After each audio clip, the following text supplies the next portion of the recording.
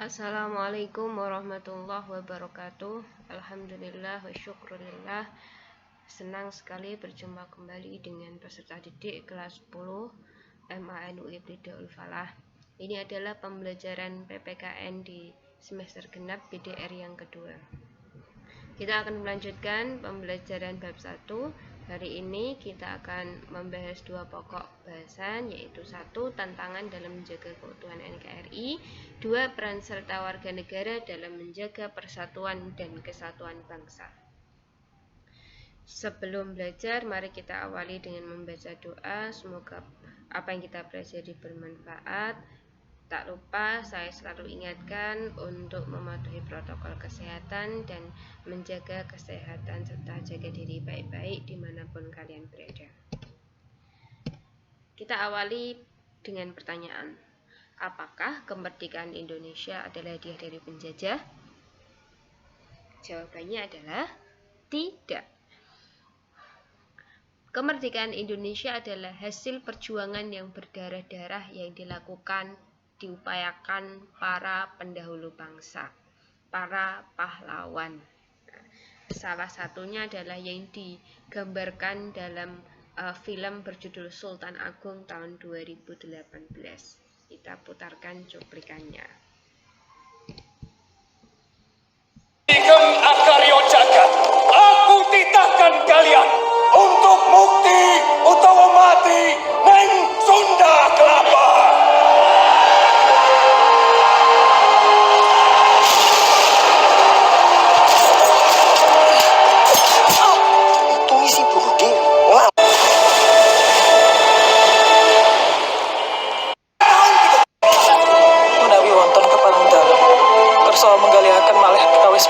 Penyerangan ke Batavia itu bukan untuk hari ini, tapi untuk ratusan tahun ke depan.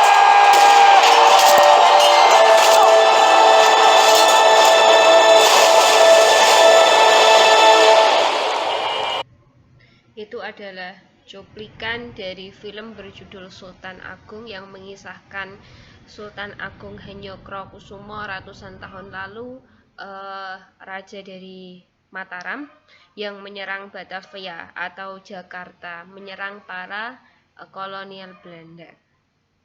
Sultan Agung sungguh sudah berpikiran visioner melihat ke masa depan bahwa kolonial Belanda datang ke Indonesia untuk memperbudak bangsa kita. Maka yang beliau lakukan adalah melakukan perlawanan, menggerakkan rakyat untuk melawan Belanda waktu itu. Itu sekelumit cerita dari proses panjang ratusan tahun bangsa Indonesia memperjuangkan kemerdekaannya. Apakah tantangan yang dihadapi mudah waktu itu? Tentu jawabannya tidak. Kalau mudah, ngapain nunggu ratusan tahun untuk merdeka? Kalau mudah, mengapa membutuhkan jutaan korban jiwa, harta benda, dan lain sebagainya untuk mewujudkan kemerdekaan? Tentu tantangan yang dihadapi para pendahulu kita sungguh luar biasa saat itu. Nah, sekarang kita sudah mengecap manisnya kemerdekaan. Setelah ini apa perjuangan selesai? Tentu tidak. Perjuangan tetap lanjut. Ada banyak sekali tantangan yang dihadapi oleh bangsa kita, oleh kita semua. Beberapa tantangannya adalah yang sekarang ini kita hadapi. 1. Pandemi COVID-19 yang sungguh luar biasa mengganggu sendi-sendi kehidupan, baik dari sisi kesehatan, ekonomi, pendidikan, keamanan, dan lain sebagainya. Lalu ada globalisasi dengan arus teknologinya yang luar biasa. Bangsa kita tidak boleh ketinggalan terhadap hal itu. Di sisi lain ada kemiskinan yang masih saja kita hadapi di tengah hingar-bingarnya globalisasi. Ada isu radikalisme, ada pihak-pihak yang ingin memecah belah bangsa kita, mengajarkan ajaran terorisme, dan lain sebagainya. Ini tantangan yang tidak mudah. Lalu ada global warming, isu lingkungan yang tidak hanya melanda Indonesia tapi seluruh dunia. Dampaknya sudah kita lihat. Ini juga tentang kelestarian lingkungan yang harus selalu kita jaga. Salah satu contohnya adalah banjir di Kalimantan Selatan. kalaupun itu disebabkan oleh global warming, itu juga ada pengaruhnya dari gundulnya hutan-hutan paru-paru dunia di Kalimantan. Itu tantangan kita yang luar biasa. Ada hoax, berita bohong, hate speech, ujaran kebencian yang merajalela khususnya di media sosial kita, yang mengajak pada pecah belah bangsa, yang memecah belah bangsa, yang membuat kita saling bermusuhan satu sama lain. Semuanya ini adalah beberapa contoh tantangan zaman now yang sedang kita hadapi saat ini dan masa depan. Tentu banyak sekali tantangan lainnya lagi. Itulah yang kita pelajari. Kalian bisa mempelajari LKS halaman 14 sampai 21 untuk mendukung pembelajaran kali ini. Jadi sebagaimana sudah dijelaskan di pertemuan selanjutnya, bangsa Indonesia itu penuh warna keberagaman. Sosial budayanya luar biasa, alamnya luar biasa, dan penuh dengan perbedaan. Ini bagaikan dua mata pisau. Satu bisa mendatangkan berkah, sisi lain bisa menjadi musibah. Bisa menjadi berkah kalau keberagaman, perbedaan, kekayaan alam yang luar biasa itu dimanfaatkan dengan sebaik-baiknya.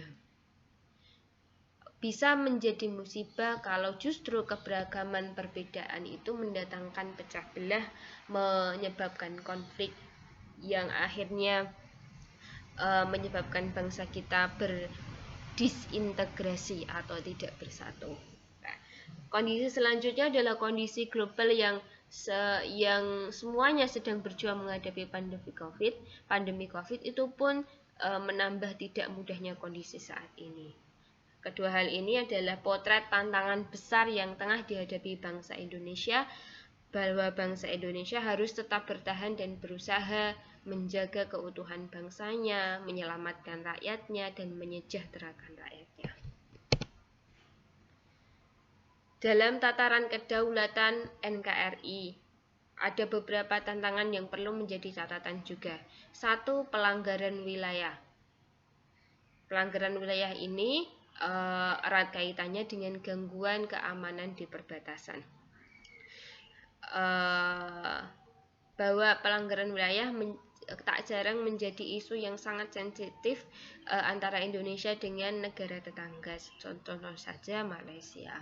Yang kedua, gangguan keamanan maritim dan dirgantara. Ini juga soal kedaulatan wilayah. Beberapa waktu yang lalu ada kejadian tentang Coast Guard-nya Tiongkok sampai ke Laut Natuna, yang itu melanggar teritorial wilayah Indonesia. Itu merupakan isu yang harus ditangani, tantangannya harus diatasi dalam rangka menjaga kedaulatan NKRI. Lalu ada penyelundupan narkoba, illegal logging, illegal fishing, penyelundupan hewan-hewan langka, dan lain sebagainya. Ada isu separatisme atau pemberontakan di beberapa wilayah Indonesia yang sekarang masih ada. Salah satu contohnya adalah organisasi Papua Merdeka yang ada di Papua. Ini juga perlu diatasi, mengingat Papua adalah salah satu provinsi yang harus selalu kita jaga, selain karena potensi alamnya yang luar biasa, mereka adalah bagian yang tak terpisahkan dari Negara Kesatuan Republik Indonesia. Kita juga harus mengawasi pulau kecil terluar kita, karena Indonesia adalah negara kepulauan, salah satu negara kepulauan yang memiliki belasan ribu pulau, maka pengawasannya harus super ekstra luar biasa. Jangan sampai ada kasus konflik dengan negara tetangga, salah satunya beberapa tahun yang lalu, yaitu konflik Pulau Sipadan dan Ligitan di Kalimantan yang diperebutkan antara Indonesia dan Malaysia, yang akhirnya jatuh ke tangan Malaysia. Satu lagi, ancaman terorisme, penebar ajaran-ajaran teroris yang masih merajalela di Indonesia. Semuanya ini adalah beberapa contoh dari tantangan yang dihadapi negara kita dalam rangka menjaga kedaulatannya. Maka penting adanya konsepsi tentang pertahanan dan keamanan negara.